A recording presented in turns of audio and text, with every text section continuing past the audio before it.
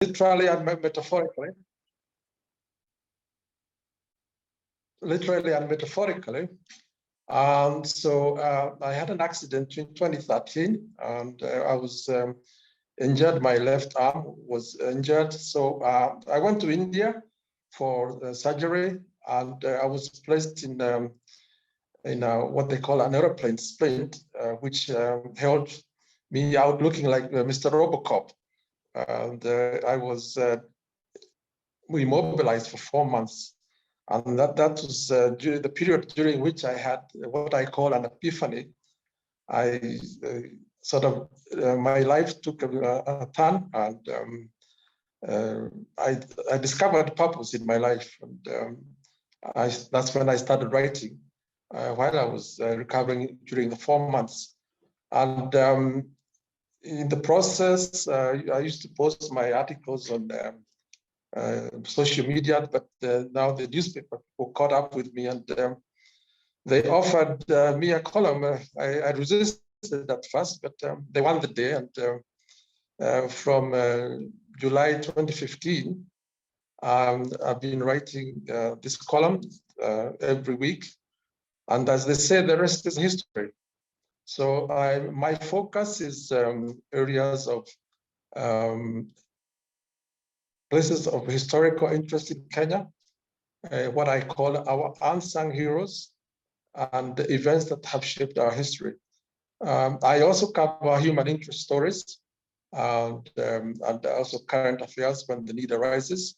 So that's how I came into writing. I'm not a professional journalist, and but apparently I had some skill towards that area. So, and I've been enjoying myself thoroughly over the last 7 years. I consider them to be the best part of my life.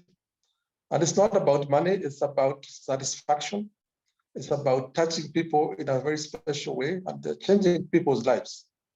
So I think now, having said my background as to why I'm doing what I'm doing, I want to address today's topic, which is caring for a partner with dementia.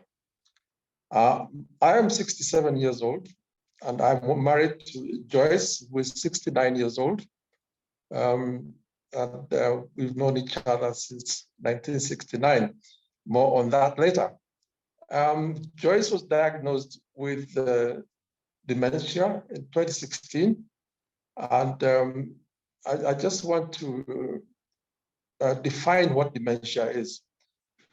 Dementia is one of a group of conditions, including Alzheimer's and Parkinson's, characterized by memory loss, judgment, and it is degenerative. And while it can be managed, it cannot be cured. So it causes dementia, and those other related diseases cause very difficult strains in relationships. And just like in the AIDS, there is the patient who is infected and the caregiver, in this case, the partner, who is affected. So, and in many cases, people, families, they want to hide the patient. They feel it is a stigma. The patient is put away, and nobody wants to talk about it. But today, I want to say dementia and that group of diseases is not a stigma, and it can be managed. I know it puts a lot of strain on relationships, but it can be managed, and not necessarily with medicine, but more with love and caregiving from especially the partner in this case.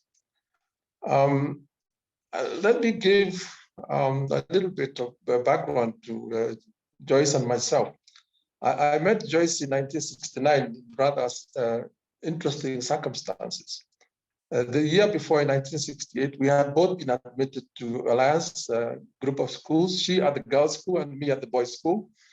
And there was just a valley dividing the two schools.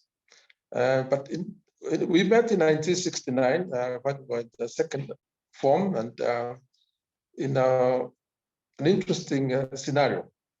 If some of you who are older would recall the Mayor's Christmas Tree Fund, and there were all sorts of events which led up to the lighting of the Mayor's Christmas tree just before Christmas in Nairobi.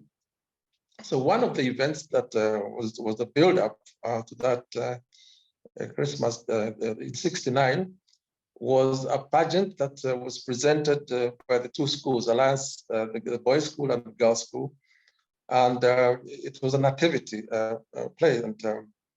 And Joyce was playing the mother of Jesus. And I was playing baby Jesus, the part of baby Jesus. That's how we met. And we got to talk to one another. We started a relationship. And it went on and on until we were at the university, and we got married in 1978. So that's the background. I believe Mombi has some slides she can be showing in the meantime of Joyce, my dear wife. So we have had a very long relationship. So now Joyce's condition, we started noticing changes in her behavior in 2013. She would forget names of simple household items like a flask or a cup. She would start calling them that thing, give me that thing. And but we didn't think much of it. We just thought, it's maybe the normal process of aging, because by that time she was 60. So we didn't think much of it. Then 2014, we started noticing other changes in behavior, especially in her driving. She became very erratic in her driving, and she seemed to be not always aware of the situation, and she would brake suddenly when she realized there's a car in front, as if she had not seen it. It was like she was doing things in slow motion. So the first thing that we did was to stop her driving because we saw that it was going to be risky and a danger to her. And but we didn't think much of that. And there were no other really major signs indicating anything like dementia. Then towards the end of 2014, she developed a lump on her shoulder, and we took her to a doctor. But really, that was just a collection of fatty tissue, and with time, it sort of disappeared. We even went, when I went to India for treatment, we went together, and we got her a complete medical check, and there was nothing that showed up. And but we could see she was starting to forget things, and her behavior was changing. But we had no idea that it was anything to do with dementia. And it was not until 2016 that a friend of ours, a very close friend of Joyce, said, well, the signs that she is seeing are very similar to signs that her mother had suffered. She herself had, I think, Parkinson's disease. So she recommended us to a doctor at the Aga Khan, a psychologist. And we took her to see this doctor who, on the initial diagnosis, suspected, yes, it could be one of those group of diseases. And then he referred us to Dr. Hooker, who is a neurologist. And it was at that time that after a thorough examination that Dr. Hooker confirmed that she was suffering from what is known as frontotemporal dementia, which is affecting at the left side of our brain at the front. And this is the area which controls language, vocabulary, and her behavior. And so Dr. Hooker called us as a family and took us through a session of counseling. And really, he told us what to expect in the forthcoming years. And this condition typically takes about 5 to 8 years, and then the patient becomes debilitated and they can no longer manage their own affairs. That they can't manage things like basic hygiene and taking themselves to the toilet and things like that. And of course, their memory is affected tremendously. So it is a traumatic experience. Somebody who I have known for the last 53 years, now she cannot, I mean, she's just become like a child. So initially, it was very difficult for me because I had to keep pinching myself and reminding myself that Joyce is not well, because her behavior became childish. She could not remember simple words, simple tasks. And well, eventually we had to get her a nurse. But the nurse, although she takes care of Joyce, her basic needs like supervising her hygiene, her bathing, her clothing, and so on and so forth. My presence is very, very important. And I have come to learn that because of the way that this disease presents itself, the long-term memory is not affected so much, but okay, her short-term memory, that's gone. But things that happened 40 years ago, 50 years ago are still fresh in her mind. And me as her partner, having known her for those many years, I'm very, very central in her life because I am her anchor. I am the person that she can relate to, and her world revolves around me because that's the thing, the person that she can remember from those many years ago. She has lost her English, she's lost her Swahili, but she has, Joyce is from Narok, she's a Maasai. She still remembers her mother tongue. And we often sit with a nurse in front of the TV and get her to sing Maasai songs. And she remembers. She even has a Maasai hymn book from which she sings every day. And for some strange reason, she's still able to read parts of the Bible. And she's able to read words like God, Jesus, anywhere where Jesus and the Lord is mentioned. And we are very happy because about 4 months ago, we took her for a review after 6 years to Dr. Hooker. And he was surprised that she had not deteriorated as much as he would have been expected after a period of 6 years. She's still able to bathe, take herself to the toilet, brush her teeth, and dress. But sometimes she forgets, she'll wear the same clothes she was wearing the day before. So we are in a way, we are very blessed. And but the thing is, the care and management. We try and give her quality time. That is what is so important. And let me assure everybody who's listening that there is no cure for this group of diseases. There's no cure for dementia. Many people have come to us with all sorts of stories, with all sorts of concoctions. They have offered prayers, they have offered intercession, they have offered many, many things, but none of those things works. What works is the continued love, the continued caregiving, and continued presence especially of me as her partner in her life. And sometimes we also change the environment. The other day we went down to the coast to spend a week there, and she was very happy because she felt that she was in some different place and she was not caged up in the same environment.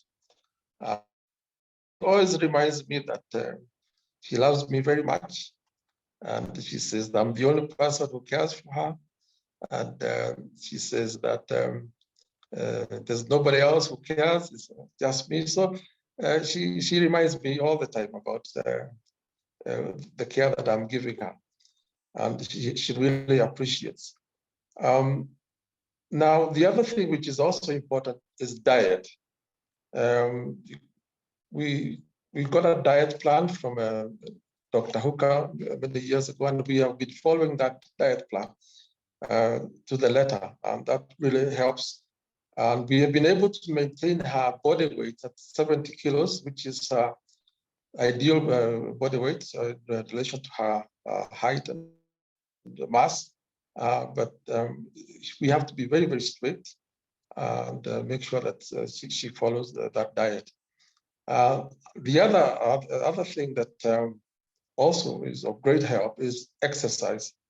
And every day, the nurse takes her for a walk in the neighborhood. And she is able to sometimes do 10 kilometers. Sometimes I join them when I can. This has really helped. So those are the key factors: the diet, the exercise, company and love of the partner. And note, as I said, the nurse is not enough. You can't leave her to the nurse, rely entirely on the nurse, because her world revolves around the person that she's known for the longest time. That is me, the partner. She's even forgotten our children, because our children now, they have got their own homes, they don't live with us. And so I am very key, and I'm a pillar in her life. I just want to encourage any of you and who may be going through the same problem, that all is not lost, and that we as partners need to give our very best, give the best quality of time to the patient, and so that we can make her life, their lives comfortable, and prolong the years that they have with us. So that is my story about Joyce, and I would like to just say that in some instances, I know the stress of caring for a loved one has led to divorce and separation, because people just didn't understand the problem, and they were not prepared to sacrifice the love and the patience and the time that is required to give support to the patient. So maybe I can take questions at this point in time. Thank you very much, Dagi, for that very heart-rendering story. I'd like to now open the floor for members who would like to ask a question. I'll look for hands. I can see Irene Gabiaka's hand up. I don't know if there's another question. Yes, and then Margareta. Yes. Sheru, maybe a third question from Lady Justice Joyce. Yes. So let's have those questions in that order and start with you, Irene. Irene. Thank you, Madam President, and thank you, Douglas, for coming in today. We are wiser for having you explain to us exactly what it entails to care for a dementia patient. My question, I have actually two questions. One is to you.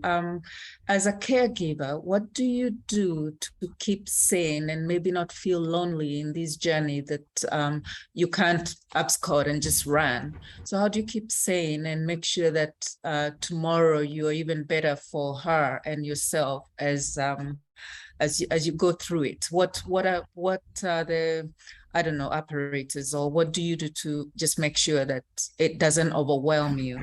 And then the next one is, might you know what the state of dementia is in the country? Because most people who will go through this may not afford the kind of care that you give to your wife. They may not afford the nurse and, you know, the kind of care that you go out of the country and get a different opinion. What does that look like in this country? And then maybe as Rotarians, we can start to look at how we can be of help, no matter how little. Thank you very much.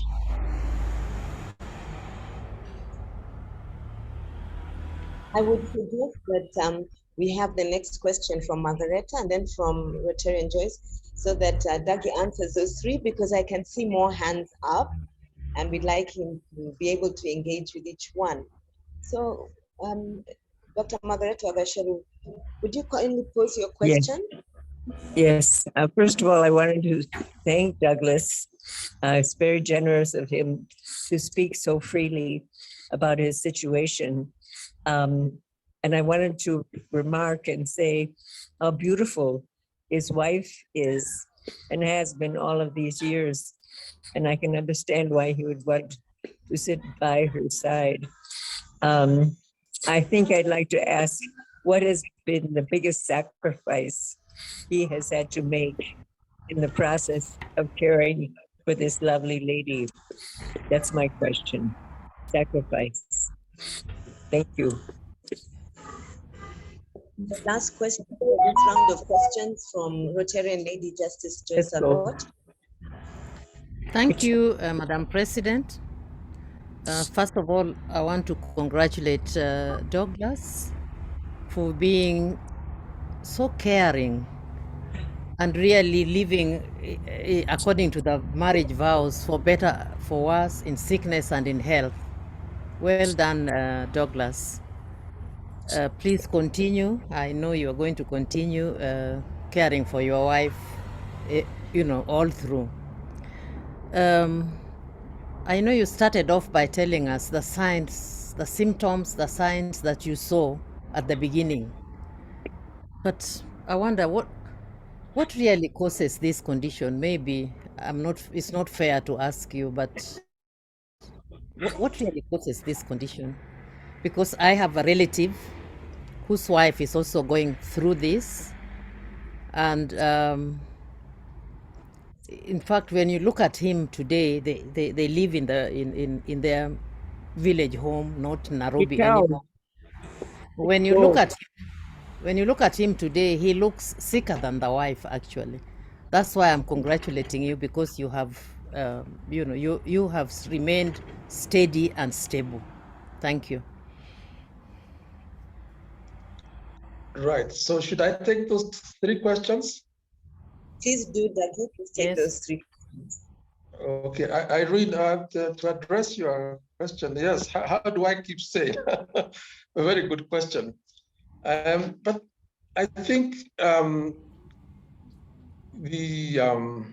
time of my epiphany and Joyce's diagnosis of dementia has a lot to do with how I've been able to keep sane. Because as I said, when I had this accident, I had an epiphany, and my life just was turned upside down. So, and my attitude towards life really changed, and I appreciated that even after a very serious accident, first of all, I was alive, and that I was able to do certain things. My mind was still well. So I think my attitude towards life generally changed after that accident, and I had a sort of I don't know how to put it. My life just became, and I started appreciating the simple things in life. So this has really helped me to look after Joyce, because it then became not about myself. It became about being there for other people, and especially being there for Joyce. And in fact, it's very interesting, Irene, that you should ask that question, because last week, when we were going through the elections cycle, my daughter asked to stay with Joyce for those 5 days or 6 days. And I was left at home alone. I was left to my own devices. And it was only then I realized, wow, how much stress it has been. It is just looking after Joyce, being there for her. So I think I've been so immersed in it that I didn't even realize how much I'm having to sacrifice every day. And but on the other hand, I also want to say that what I do as a writer, and I don't want to call myself a journalist. I'm a writer. That really helps to keep me sane, because it keeps me focused, and it keeps me very energized. And again, it's not about myself. It's not even about money. As Margareta will tell you, they don't pay us a lot of money. So it's about really touching people in a special way. So these two events came at a very appropriate time, and it has really helped me to carry the burden. Now, to address your other question, Irene, as I said earlier, it is difficult to quantify the state of dementia patients in Kenya, because, as I said, a lot of people don't talk about it. The patients are hidden away. There's a feeling of stigma. So I think what we can do is really help people to come out and reassure them that it's not a stigma, and reassure them that we don't look down upon them. People with dementia are not mad people. They are people who are going through a disease, which is a disease which, okay, it has no cure, but we can improve the quality of life of those patients who are suffering from the dementia and related diseases through this kind of caregiving. So I cannot give you any figures, because even if I were, I doubt that they would be accurate, because, as I said, people are in the closet about patients going through these conditions. So that figure is unknown. Margareta, to answer your question, what's the biggest sacrifice that I've had to make in looking after Joyce? Well, the biggest sacrifice is really time, because I have to be with her as much as possible, because first of all, there's nobody else here at home. The children are all gone. They're all married and they've got their own homes. And fortunately, I work from home, and although I have to travel now and then to do research on my articles, but I like to keep that to a minimum. And obviously, I cannot take Joyce with me on this business journey travels, but I try to keep that to a minimum and give her as much time as I can. Sometimes we go to the shops together, but she's a bit of a handful to manage. And the behavior is so childlike, but I'm not ashamed. I'm not ashamed. I go with her to shops, to the mall, and okay, she's there, saying hello to everybody, shaking everybody's hands. And whenever she sees a small child, she grabs her and kisses the child, and the children are traumatized. But well, I don't feel ashamed about it because she's my wife and I love her. Now, Justice Aloch, my old friend, I hope you remember me. I used to be at National Bank of Kenya.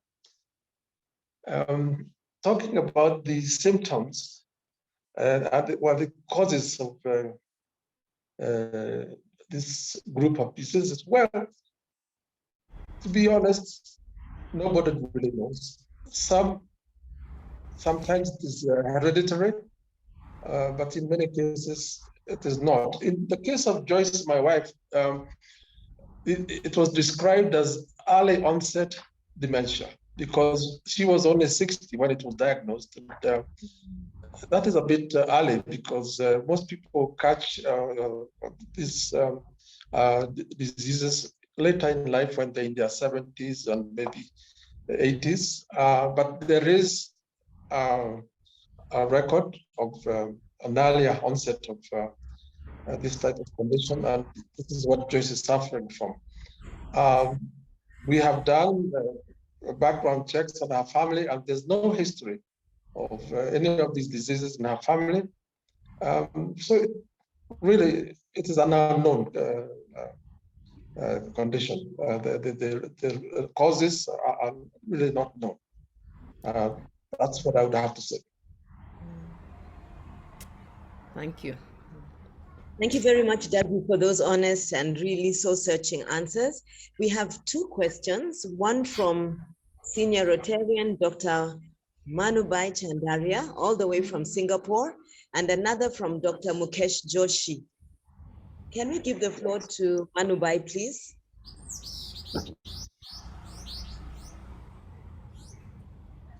Thank you, President Josephine. I have no questions. I just comment because in my family, my eldest brother's wife had dementia. My eldest sister had a dementia. And my younger sister, who is also just about probably 2, 3, 4 years younger than me, 3 years younger than me, has also dementia. The point it requires a lot of compassion, lot of sacrifice. The basis is only love. There's no answer. You can't do very much. There's no something, a portion of medicine that you take and it can remove. No. So, and my eldest sister lived until 95. And yet you have to face it day in and day out. So it requires a lot of commitment on your side. If you are prepared and want to, and for that, love and compassion both has to play. I like what Douglas said. I love my wife. Love and the compassion. Accept whatever is going on because they don't know. You know, they don't know. And I think it's a great, Douglas. Thank you very much for telling us because we have gone through our life, my own life. So to me, it's a lot of love, commitment, sacrifice, and above all, compassion. There's no other shortcut to this. Thank you. Thank you. Thank you for sharing, Dr. Manubai. I'd like to ask Dr. Mukesh Joshi for his question. Dr. Joshi. Hello, Douglas and fellow Rotarians. I'm in London with my family. Douglas, first of all, my salute to you. And I, being an ophthalmologist, look after many elderly patients. and I've seen quite a few dementia patients, which has led me to do a lot of research on dementia. And currently, a lot of researches are going on in dementia, especially from Dr. Michael Greger from California, Dr. Dean Ornish.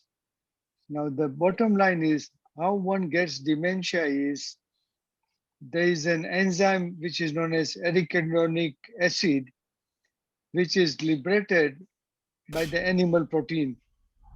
So if you eat more animal protein, this enzyme is liberated, which leads to negative emotion like depression, cognitive disorders, negative emotions, etc. So many research are being done. And basically, I give 3 or 4 advices to my patients. And whenever I see a patient who is tending towards dementia, whom I've looked after for many years, I send and spend 10 to 15 minutes time on non-ophthalmic talk. And number one is I ask them to reduce or stop animal protein, eat lots of greens, stop oil, have a drink, cup of coffee and saffron.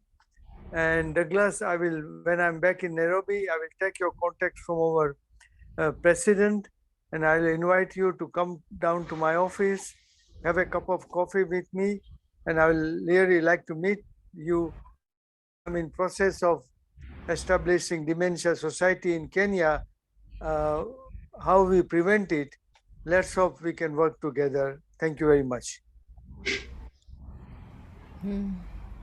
Thank you for those words of wisdom, Dr. Joshi. I'd like us to allow Eileen. I think Rotarian Eileen, your hand is up. Please ask your question or make your comment. Thank you, President Josephine. And thank you, Douglas, for being so candid about your experience with living with a person with dementia. I just had a question. I noticed you mentioned that your wife does not recognize or remember your children. So I wanted to ask how has this affected them and how have they learned to cope with that their mother does not remember them? Well, thank you, Irene. As I mentioned, in 2016, when we were called as a family by Dr. Hooker, we went through a session of counseling, and he also gave us quite a bit of literature. And this was one of the things that he cautioned us about, that Joyce will forget members of the family, especially those who are not close to her, who are not living near her. So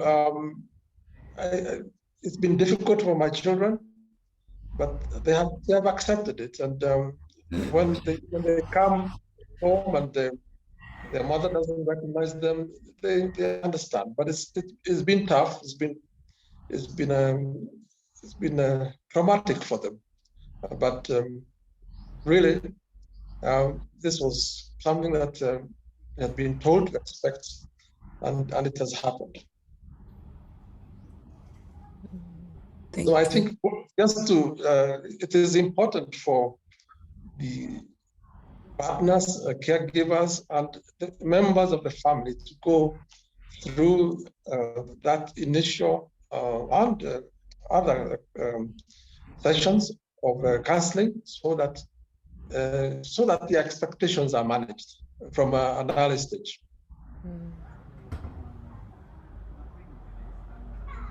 Thank you very much again, Dougie, for that answer. I see a contribution to our conversation from past President Ritesh. Past President Ritesh, would you like to say a word? Thank you.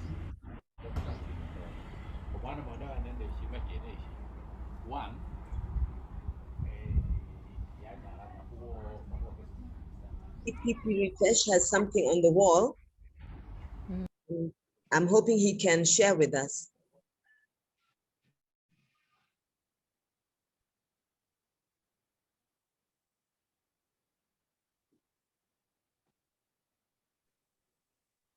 He may not be there, but he has shared, I think, from his own personal experience, the fact that taking care of illness of a family member over a long period of time is a challenging journey. But I think from what he has said, he has commended you on your walk, Dagi. There he is. Pipi Ritesh, would you share with us your own words and experience? Thank you, President Dr. Josephine. Apologies, my connectivity is very weak today, and I had to reboot when I heard you call. This has been a most enlightening talk. Thank you for sharing your experience with us, Mr. Douglas. I know it's very difficult. I think the experience which I have, which the club members do know, and I believe this is what President Josephine is asking me to share, is my mom was not very well and required home care, and having a relative, a near and dear one, who you have to take care of, it requires a lot of care and compassion, like Dr. Manubhai said, and it's very difficult, but it's a very rewarding experience. I think that's why we have such strong bonds with the ones we care for, and all I can say is well done.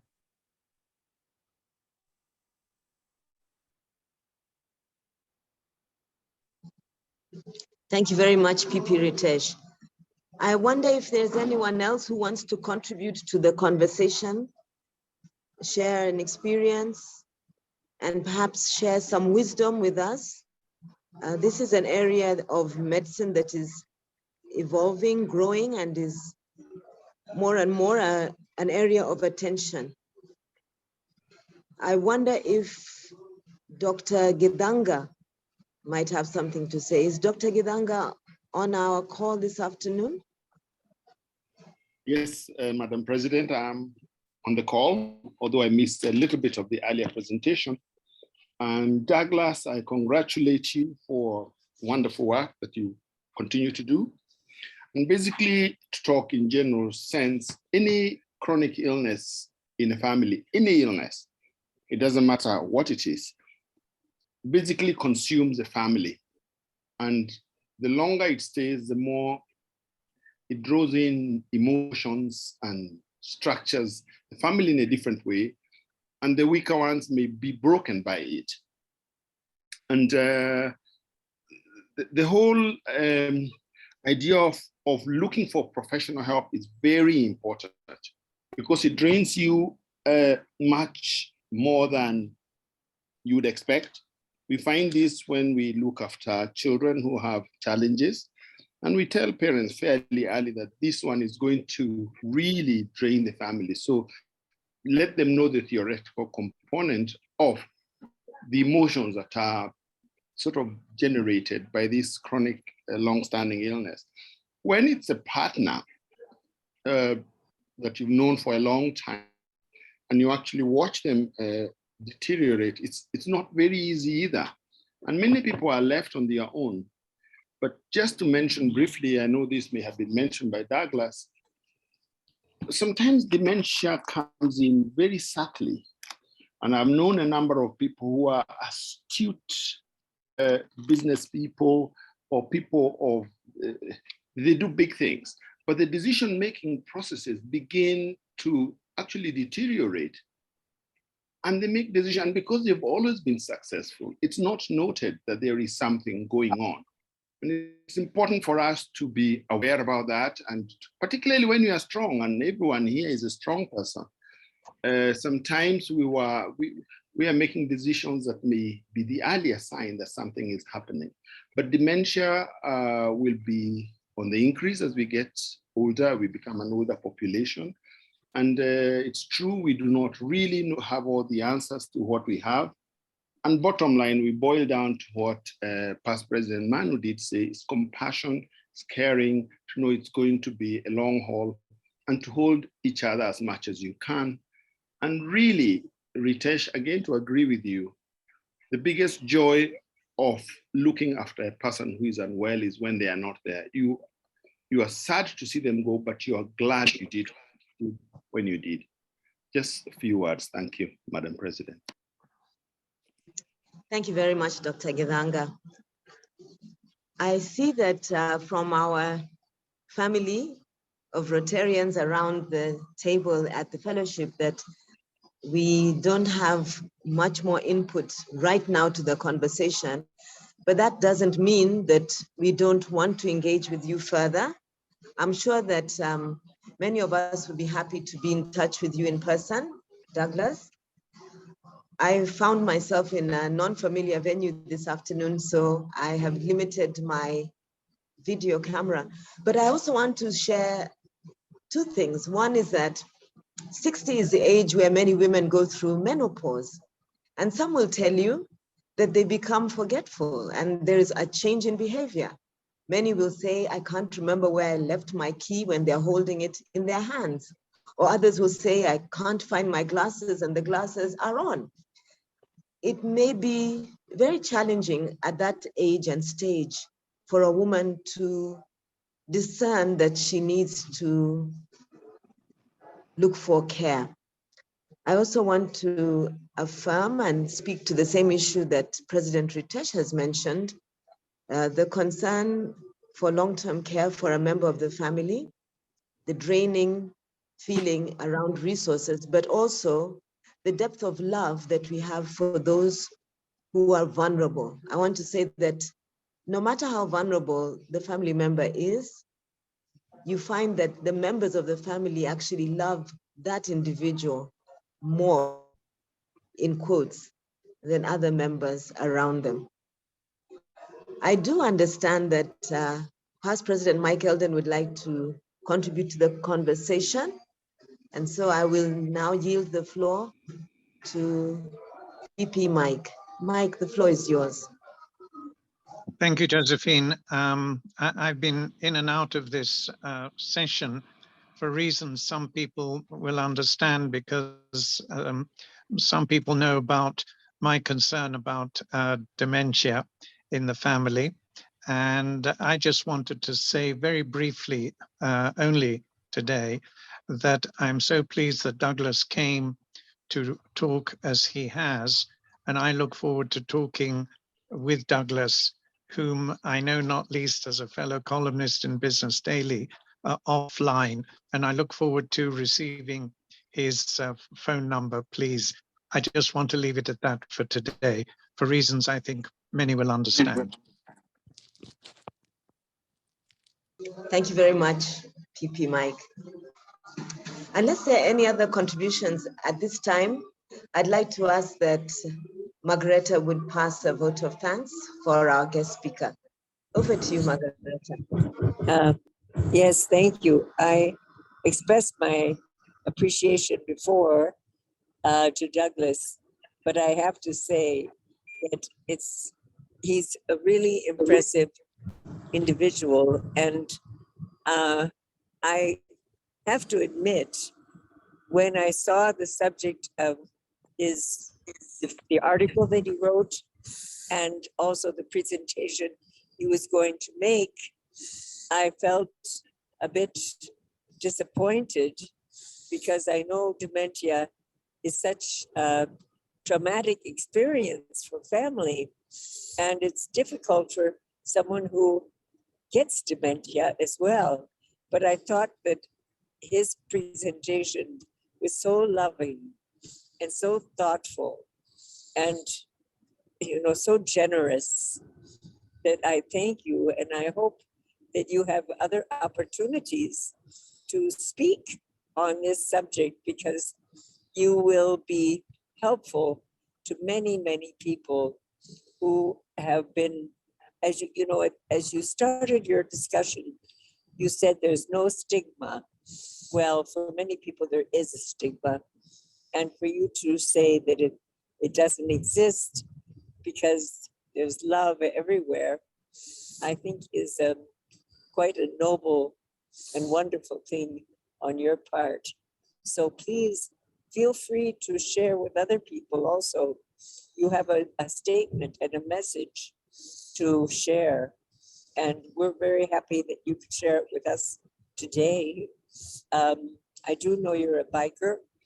I'm so impressed with your bikes. I mean, I know you have more than one. And I think that's part of your joy.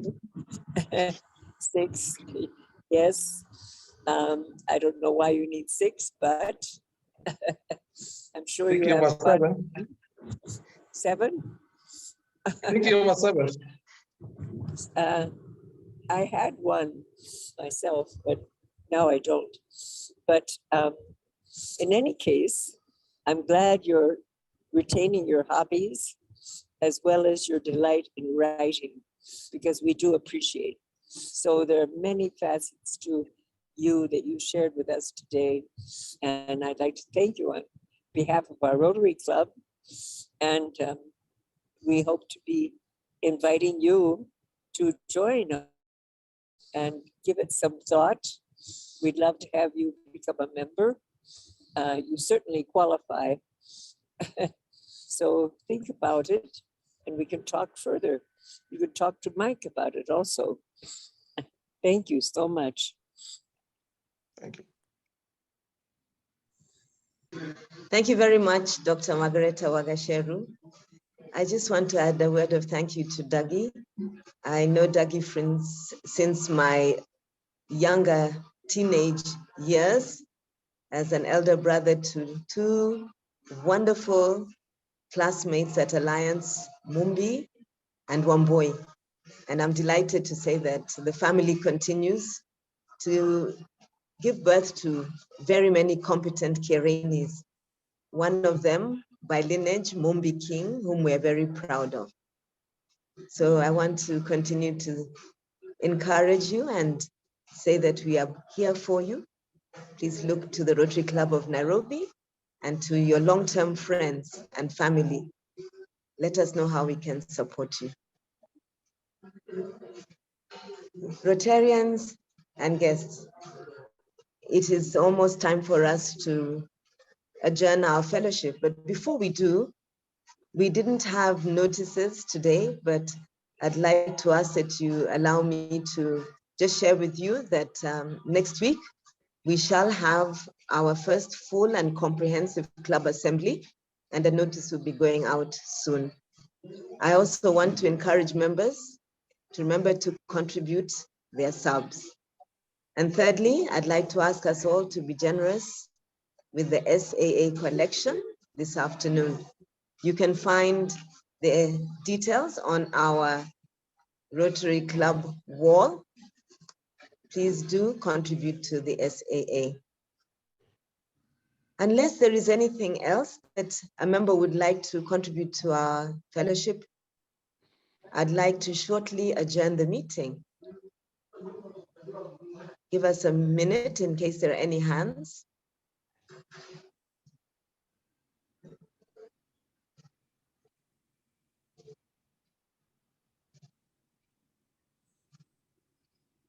No, I don't see any hands up.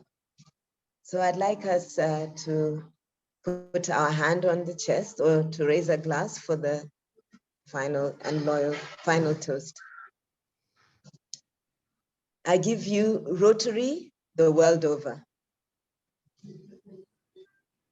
To Rotary the world over. Rotary the world over. Thank you.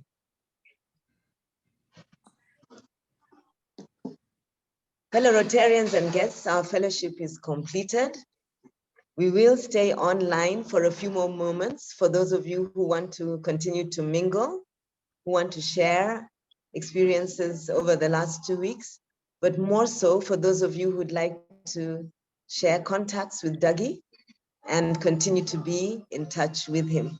Thank you so much for being present at our fellowship this afternoon. I want to wish everyone a pleasant rest of the day. Bye for now. Bye.